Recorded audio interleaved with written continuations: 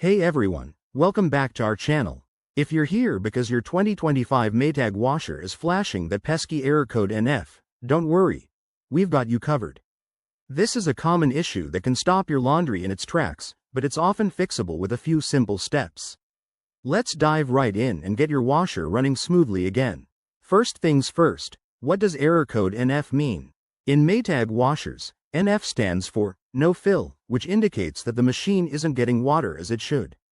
This could be due to problems with the water supply, hoses, or internal components. It's frustrating, but understanding the root cause is key to fixing it. There are several potential reasons for this error. The most common include a closed water valve, kinked or blocked inlet hoses, low water pressure in your home, or even a clogged inlet screen. In some cases, it might point to a faulty inlet valve or pressure switch, which could require professional help.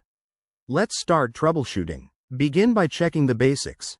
Ensure the hot and cold water valves behind your washer are fully turned on. If they're off or partially closed, that could be the culprit. Next, inspect the inlet hoses for any bends, kinks, or blockages. Straighten them out if needed and make sure they're securely connected. If that doesn't solve it, you'll want to clean the inlet screens. Turn off the water supply, disconnect the hoses from the wall faucets, and remove the screens at the end of the hoses. Rinse them under running water to clear any debris or mineral buildup. Reattach everything and test your washer.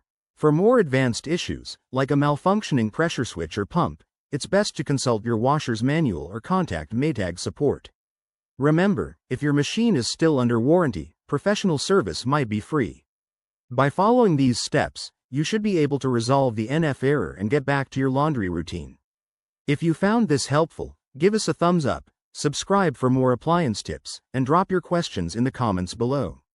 Thanks for watching, and we'll see you next time.